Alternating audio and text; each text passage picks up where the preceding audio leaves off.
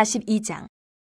그가 나를 데리고 밖으로 나가 북쪽들로 가서 두 방에 이르니 그 두 방의 하나는 골방 앞들을 향하였고 다른 하나는 북쪽 건물을 향하였는데 그 방들의 자리의 길이는 100척이요 너비는 50척이며 그 문은 북쪽을 향하였고 그 방 3층에 회랑들이 있는데 한 방의 회랑은 20척 되는 안뜰과 마주대하였고 다른 한 방의 회랑은 바깥들 박석 깔린 곳과 마주대하였으며 그 두 방 사이에 통한 길이 있어 너비는 10척이요 길이는 100척이며 그 문들은 북쪽을 향하였으며 그 위층의 방은 가장 좁으니 이는 회랑들로 말미암아 아래층과 가운데 층보다 위층이 더 줄어짐이라. 그 방은 3층인데도 뜰에 기둥 같은 기둥이 없으므로 그 위층이 아래층과 가운데 층보다 더욱 좁아짐이더라. 그 한 방의 바깥담 곧 뜰의 담과 마주대한 담의 길이는 50척이니 바깥들로 향한 방의 길이는 50척이며 성전 앞을 향한 방은 100척이며 이 방들 아래에 동쪽에서 들어가는 통행구가 있으니 곧 바깥뜰에서 들어가는 통행구더라. 남쪽 골방 뜰 맞은 쪽과 남쪽 건물 맞은 쪽에도 방 둘이 있는데 그 두 방 사이에 길이 있고 그 방들의 모양은 북쪽 방 같고 그 길이와 너비도 같으며 그 출입구와 문도 그와 같으며 이 남쪽 방에 출입하는 문이 있는데 담 동쪽 길 어귀에 있더라. 그가 내게 이르되 좌우 골방뜰 앞 곧 북쪽과 남쪽에 있는 방들은 거룩한 방이라. 여호와를 가까이 하는 제사장들이 지성물을 거기에서 먹을 것이며 지성물 곧 소제와 속죄제와 속건제의 제물을 거기 둘 것이니 이는 거룩한 곳이라. 제사장의 의복은 거룩하므로 제사장이 성소에 들어갔다가 나올 때에 바로 바깥들로 가지 못하고 수종들은 그 의복을 그 방에 두고 다른 옷을 입고 백성의 뜰로 나갈 것이니라 하더라. 그가 안에 있는 성전 측량하기를 마친 후에 나를 데리고 동쪽을 향한 문의 길로 나가서 사방 담을 측량하는데 그가 측량하는 장대 곧 그 장대로 동쪽을 측량하니 500척이요 그 장대로 북쪽을 측량하니 500척이요 그 장대로 남쪽을 측량하니 500척이요 서쪽으로 돌이켜 그 장대로 측량하니 500척이라. 그가 이같이 그 사방을 측량하니 그 사방 담한 마당의 길이가 500척이며 너비가 500척이라. 그 담은 거룩한 것과 속된 것을 구별하는 것이더라. 43장. 그 후에 그가 나를 데리고 문에 이르니 곧 동쪽을 향한 문이라. 이스라엘 하나님의 영광이 동쪽에서부터 오는데 하나님의 음성이 많은 물소리 같고 땅은 그 영광으로 말미암아 빛나니 그 모양이 내가 본 환상 곧 전에 성읍을 멸하러 올 때에 보던 환상 같고 그발 강가에서 보던 환상과도 같기로 내가 곧 얼굴을 땅에 대고 엎드렸더니 여호와의 영광이 동문을 통하여 성전으로 들어가고 영이 나를 들어 데리고 안뜰에 들어가시기로 내가 보니 여호와의 영광이 성전에 가득하더라. 성전에서 내게 하는 말을 내가 듣고 있을 때에 어떤 사람이 내 곁에 서 있더라. 그가 내게 이르시되 인자야 이는 내 보좌에 쳐서 내 발을 두는 처소 내가 이스라엘 족속 가운데 영원히 있을 것이라. 이스라엘 족속 곧 그들과 그들의 왕들에 음행하며 그 죽은 왕들의 시체로 다시는 내 거룩한 이름을 더럽히지 아니하리라. 그들이 그 문지방을 내 문지방 곁에 두며 그 문설주를 내 문설주 곁에 두어서 그들과 나 사이에 겨우 한 담이 막히게 하였고 또 그 행하는 가증한 일로 내 거룩한 이름을 더럽혔으므로 내가 노하여 멸망시켰거니와 이제는 그들이 그 음란과 그 왕들의 시체를 내게서 멀리 제거하여 버려야 할 것이라. 그리하면 내가 그들 가운데 영원히 살리라. 인자야 너는 이 성전을 이스라엘 족속에게 보여서 그들이 자기의 죄악을 부끄러워하고 그 형상을 측량하게 하라. 만일 그들이 자기들이 행한 모든 일을 부끄러워하거든 너는 이 성전의 제도와 구조와 그 출입하는 곳과 그 모든 형상을 보이며 또 그 모든 규례와 그 모든 법도와 그 모든 율례를 알게 하고 그 목전에 그것을 써서 그들로 그 모든 법도와 그 모든 규례를 지켜 행하게 하라. 성전의 법은 이러하니라. 산 꼭대기 지점의 주인은 지극히 거룩하리라. 성전의 법은 이러하니라. 제단의 크기는 이러하니라. 한 자는 팔꿈치에서부터 손가락에 이르고 한 손바닥 넓이가 더한 것이라. 제단 밑받침의 높이는 한 척이요 그 사방 가장자리의 너비는 한 척이며 그 가로 둘린 턱의 너비는 한 뼘이니 이는 제단 밑받침이요 이 땅에 닿은 밑받침 면에서 아래층의 높이는 두 척이요 그 가장자리의 너비는 한 척이며 이 아래층 면에서 2층의 높이는 4척이요 그 가장자리의 너비는 한 척이며 그 번제단 위층의 높이는 4척이며 그 번제하는 바닥에서 솟은뿔이 4이며 그 번제하는 바닥의 길이는 12척이요 너비도 12척이니 네모 반듯하고 그 아래층의 길이는 14척이요 너비는 14척이니 네모 반듯하고 그 밑받침에 둘린 턱의 너비는 척이니 네모 반듯하고 너비는 한 척이니라. 그 층계는 동쪽을 향하게 할지니라. 그가 내게 이르시되 인자야 주 여호와께서 이같이 말씀하셨느니라. 이 제단을 만드는 날에 그 위에 번제를 드리며 피를 뿌리는 규례는 이러하니라. 주 여호와의 말씀이니라. 나를 가까이 하여 내게 수종드는 사독의 자손 레위 사람 제사장에게 너는 어린 숫송아지 한 마리를 주어 속죄제물을 삼되 내가 그 피를 가져다가 제단의 네 뿔과 아래층 네 모퉁이와 사방 가장자리에 발라 속죄하여 제단을 정결하게 하고 그 속죄제물의 숫송아지를 가져다가 성전에 정한 처소 곧 성소 밖에서 불사를 찌며 다음 날에는 흠없는 순념소 한 마리를 속죄제물로 삼아들여서 그 제단을 정결하게 하기를 숫송아지로 정결하게 함과 같이 하고 정결하게 하기를 마친 후에는 흠없는 숫송아지 한 마리와 때 가운데서 흠없는 순양 한 마리를 들이되 나 여호와 앞에 받들었다가 제사장은 그 위에 소금을 쳐서 나 여호와께 번제로 드릴 것이며 7일 동안은 매일 염소 한 마리를 갖추어 속죄제물을 삼고 또 어린 숫송아지 한 마리와 때 가운데서 순양 한 마리를 흠없는 것으로 갖출 것이며 이같이 7일 동안 제단을 위하여 속죄제를 드려 정결하게 하며 드릴 것이요 이 모든 날이 찬 후 제8일과 그 다음에는 제사장이 제단 위에서 너희 번제와 감사제를 드릴 것이라. 그리하면 내가 너희를 즐겁게 받으리라. 주 여호와의 말씀이니라.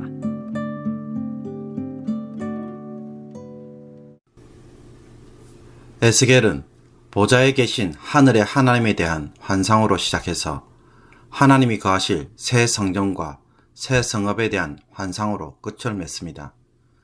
하나님은 예루살렘이 함락된 후 14년이 지났을 때 에스겔을 데리고 이스라엘 땅에 가서 마지막 환상을 보여줍니다. 이스라엘이 범죄함으로 더 이상 예루살렘의 성전이 자신의 영광의 처소로 합당치 않다고 떠나셨던 하나님이 이제 새 성전에 되돌아오셔서 임재하실 것을 보여줍니다.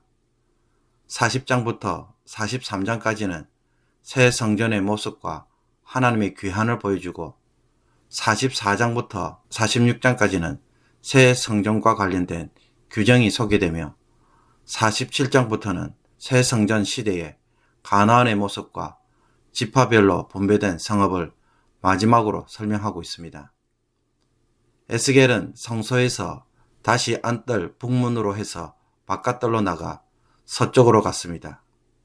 서쪽은 지성소 뒤편으로 이곳 건물 좌우에는 3층으로 된 방들이 있습니다. 이 방들은 제사장이 거하는 거룩한 방들로서 여호와께로 가까이 가는 제사장들이 거룩한 제물을 먹거나 성전을 떠나가기 전에 의복을 갈아입는 곳이었습니다. 성전은 두께와 높이가 각각 6척이 되는 담으로 사방으로 둘러싸여 있습니다. 담의 사면은 각각 500척의 정사각형 모양을 이루고 속된 것에 의해 거룩한 성전이 더럽혀지는 것을 막는 역할을 했습니다. 이처럼 성전지대를 다 둘러보고 바깥들 동문으로 나와 담을 청량한 후에 다시 동문으로 인도를 받은 에스겔은 성전을 파괴하고 떠나셨던 여호와의 영광이 동쪽에서부터 나와서 동문을 통하여 성전으로 들어가시는 것을 보고는 놀라 얼굴을 땅에 대고 엎드립니다. 성령이 에스겔을 안뜰로 데리고 들어가서 보니 여호와의 영광이 성전에 가득하였습니다.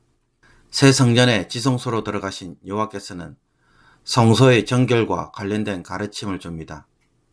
성전은 내 보좌의 처소, 내 발을 두는 처소, 내가 이스라엘 족속 가운데 영원히 있을 곳이기에 정결이 요구됩니다. 그러나 예루살렘 성전은 다윗 왕가가 건축한 왕궁과 매우 가까이 있었습니다. 이로 인해 성전은 왕의 정치적 혹은 세속적 통치의 영향을 받았고 또한 왕들의 묘지가 다윗성에 있었기에 성전의 거룩함이 쉽게 부정결하게 되었습니다. 이처럼 왕궁의 음행과 가증한 일은 여호와의 거룩한 이름을 더럽혔고 성전의 주인이신 여호와께서는 진노하여 그들을 멸망시켜 버렸습니다. 하나님이 다시 그들 가운데 영원히 살기 위해서는 그 엄난과 그 왕들의 시체를 멀리 해야만 했습니다.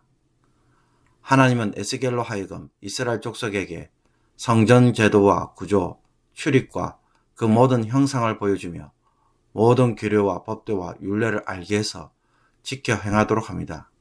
그 이유는 과거 성전을 더럽힌 자신의 죄악을 부끄럽게 하기 위함이며 앞으로는 성전의 거룩함을 지킬 수 있도록 하기 위함이었습니다. 이스라엘은 여호와께서 새 성전에 영원히 거하실 수 있도록 성전의 법을 지켜야 합니다.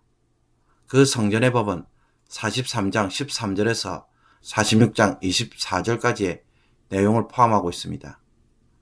13절부터 27절까지는 번제단의 형태와 봉헌에 대하여 언급합니다. 성전을 언급한 후에 갑자기 제단을 말하는 이유는 성전의 제사가 제단을 중심으로 진행되기 때문입니다. 그러므로 온전한 예배를 위해서는 제단을 정결케 하고 속죄할 필요가 있습니다. 새 성전의 번제단은 솔로몬 성전의 제단과 달리 3층으로 이루어졌습니다. 제단 둘레는 사방으로 도량이 있었고 이 도량은 턱이 있어 제물의 피가 안뜰로 흘러가지 않도록 막아주는 역할을 합니다. 제단 아래층의 높이는 2척이고 길이와 너비가 각각 16척이었습니다. 중간층은 높이가 4척, 길이와 너비가 각각 14척이었습니다. 위층은 번제단의 화덕으로 높이가 4척, 길이와 너비가 각각 12척이고 모서리마다 뿔이 있었습니다.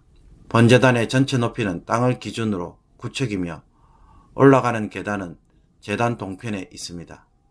제사장이 성소의 여호와를 바라보고 번제를 드릴 수 있도록 된 것입니다. 이것은 8장 16절에서 이스라엘의 가정한 일을 언급하며 26명의 제사장들이 여호와의 성전을 등지고 낯을 동쪽으로 향하여 태양에게 예배를 하였던 것을 더 이상 하지 못하도록 한 것입니다. 녹같이 빛난 사람, 즉 그가 여호와를 대신하여 에스겔에게 제단에서 번제를 드리며 피를 뿌리는 규례를 가르칩니다. 번제단을 봉헌하는데 첫째 날의 제사와 그 다음 날부터 7일 동안 계속되는 제사로 이루어져 있습니다. 첫째 날의 과정은 3단계로 이루어져 있습니다. 먼저 사독의 자손 제사장에게 어린 수송아지 한 마리를 속죄 제물로 삼게 합니다. 둘째, 수송아지 피를 가져다가 제단 4뿔과 아래층 4모퉁이와 사방 가장자리에 발라 속죄하여 정결케 합니다. 셋째, 수송아지의 제물을 가져다가 성전에 정한쳐서 곧 성소 밖에 불사릅니다. 둘째 날은 첫날처럼 제단을 정결하게 해야 하는데 속죄 제물로 수송아지 대신에 흠없는 숫염소가 드려집니다. 그래서 숫염소의 피로 제단을 정결케 해야 합니다. 그리고 흠없는 수송아지 한 마리와 흠없는 순양 한 마리를 가져와서 그 위에 소금을 치고 번제로 드리도록 합니다. 이 둘째 날의 예식을 7일 동안 계속합니다. 즉 둘째 날로부터 시작해서 7일 동안 매일 속죄 제물로 염소를 드려 제단을 정결하게 하고 수송아지와 순양을 번제로 드리는 것입니다. 제8일째 되는 날에 그리고 그 이후로 제사장은 봉헌된 제단에서 번제와 감사제를 드리면 하나님께서는 이들의 제사를 기쁘시게 받을 것이라고 말씀합니다.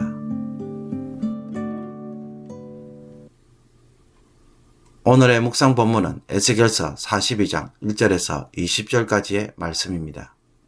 에스겔 1장을 보면 에스겔이 바벨론에서 포로로 잡혀와서 그발 강가에 있을 때 하늘이 열리며 궁창 위에 보좌에 앉으신 하나님에 대한 환상을 보게 됩니다.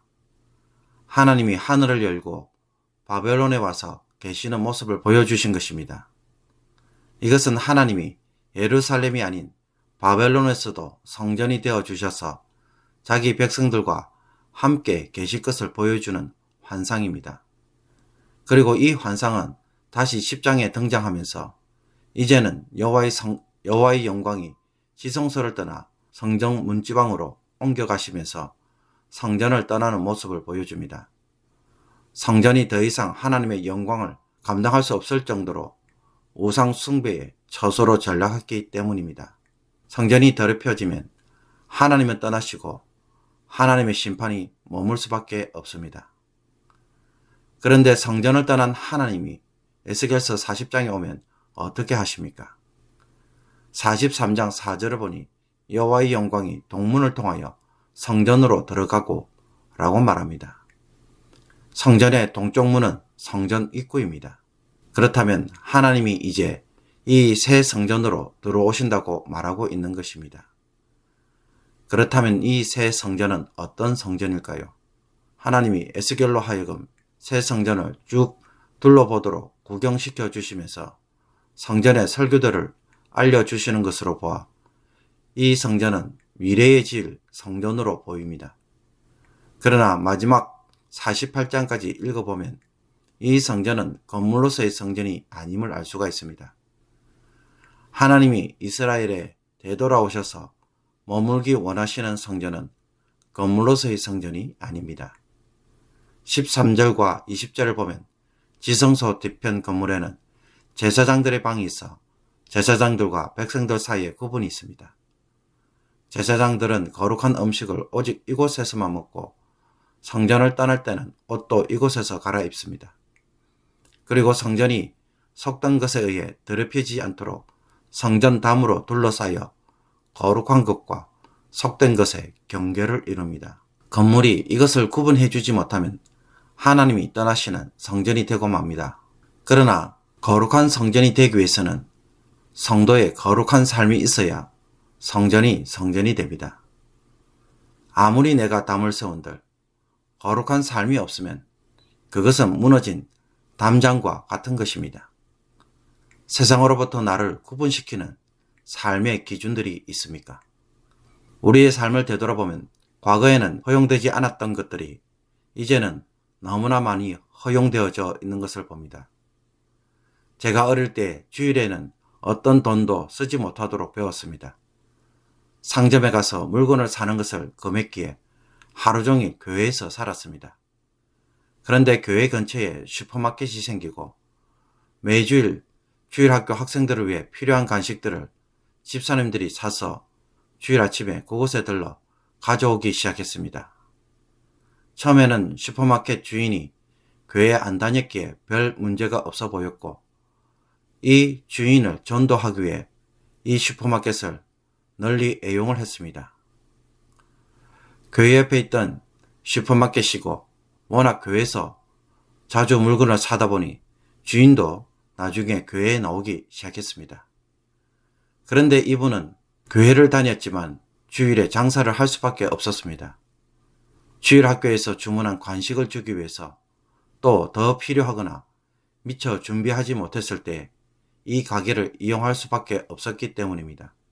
그래서 그 교회는 어느 순간부터 주일에 물건을 사거나 간식을 사서 먹는 것에 대하여 금지가 풀려버렸습니다. 주일에는 돈을 써도 문제가 되지 않는 상황이 된 것입니다. 주일에 돈을 쓰는 것이 맞는가 틀리는가 이것을 지금 말하려고 하는 것이 아닙니다. 우리의 필요와 상황에 초점을 맞추면 어느 틈엔가 신앙의 기준이 사라지고 편리함이 기준이 되어져서 너무나도 쉽게 타협하는 우리의 모습을 볼 수 있다는 것입니다. 하나님 앞에서 지켜야 할 것은 어떤 형태로든 지킬 것을 스스로 다짐하지 않으면 우리는 편리함에 너무 쉽게 무너진다는 것입니다. 하나님을 위한 자신을 세상으로부터 구별시키는 기준을 가지고 있습니까? 잘 보십시오. 상황에 따라 우리는 주일에 돈을 쓸 수 있습니다. 그러나 주일에 온전히 예배에 집중하고 경건하게 살기 위해서 스스로 돈을 쓰는 것을 금할 때 그 자체가 하나님 앞에서 아름답고 귀하다는 것입니다.